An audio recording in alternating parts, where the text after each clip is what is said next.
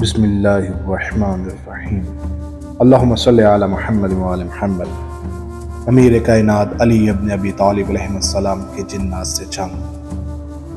ایک دفعہ کا ذکر ہے کہ حضرت محمد مصطفیٰ صلی اللہ علیہ وآلہ وسلم ایک جنگ سے فتح یاب ہو کر مدینہ واپس لوٹ رہے تھے کہ وہ ایک وادی سے گزرے۔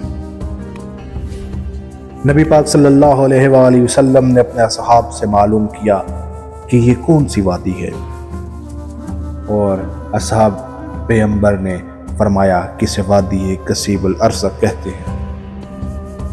اس جگہ ایک ایسا کنواں ہے جس میں جنات رہتے ہیں اور جن پر حضرت سلمان علیہ السلام کو قابو نہ ہو سکا۔ ادھر سے تیغ یمانی گزرا تھا۔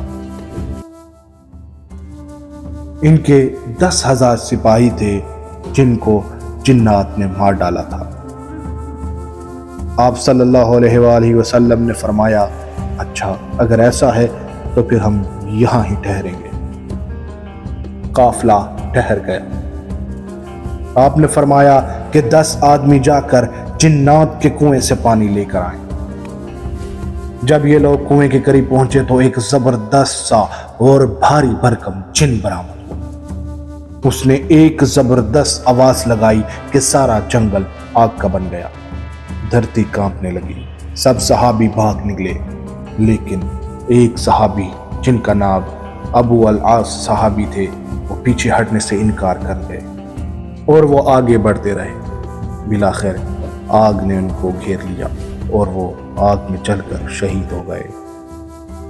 اتنے میں جبرائیل امین علیہ السلام نازل ہوئے اور انہوں نے سرور کائنات امیر کائنات نبی محمد مصطفیٰ صلی اللہ علیہ وآلہ وسلم سے کہا کسی اور کو بھیجنے کے بجائے آپ علم علی ابن ابی طالب علیہ السلام کو دیں۔ علی روانہ ہوئے۔ رسول اللہ صلی اللہ علیہ وآلہ وسلم نے اپنے دستے مبارک کو بلند کیا اور مولا علی کے حق میں دعا کی۔ علی علیہ السلام پہنچے اور ایک بھاری بھرکم جن برآمد ہوا۔ یہ وہ جن نے دیکھ کر بڑے غصے سے رجس پڑنے لگا۔ اسے کیا معلوم کہ علی کون ہے۔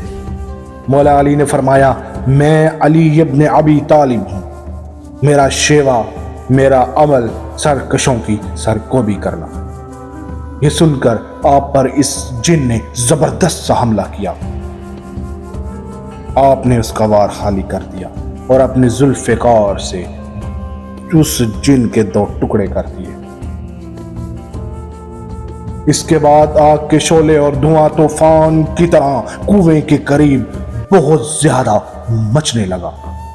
کچھ ہی دیر بعد بہت سی ڈراؤنی شکلیں سامنے آنے لگی اور ایک عجیب و غریب سا شور مچنے لگا۔ شعلے ہوا میں اڑ رہے تھے، دھواں ہوا ہو رہا تھا۔ مولا علی علیہ السلام نے چند آیات کی تلاوت فرمائی، وہ آگ تھم گئی، شعلے غائب ہونے لگے۔ حضرت علی علیہ السلام کنویں کی دیوار پر کھڑے ہو گئے اور ڈول کنویں کے اندر ڈال دیا۔ حضرت علی علیہ السلام نے رجس پڑھنا شروع کیا اور کہا، مقابلے کے لیے باہر آ جاؤ۔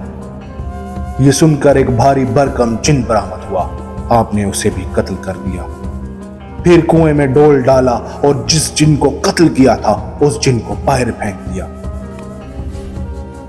اسی طرح 3 دفعہ چلتا رہا۔ مولا علی 3 دفعہ بہت ہی بھاری بھرکم جنوں کو قتل کرتے رہے۔ حضرت علی علیہ السلام نے صحاب پیغمبر کو آواز دی کہ جلدی آؤ، ایک رسی پکڑو، میری کمر سے کے ساتھ باندھ دو اور مجھے کنویں کے اندر جانے دو۔ مولا علی علیہ السلام نے رسی کو اپنے کمر میں باندھا اور کنویں کے اندر چلے گئے اور وہ رسی اصحاب پیغمبر نے مضبوطی سے تھام۔ کچھ ایسا ہوا کہ وہ رسی ٹوٹ گئی اور اصحاب پیغمبر پریشان ہو گئے اور گریہ کرنے لگے۔ اتنے میں کنویں سے چیخ و پکار کی آوازیں سنائی دینے لگی۔ اس کے بعد یہ ایک صدا آئی، اے علی ہمیں پناہ دے دو۔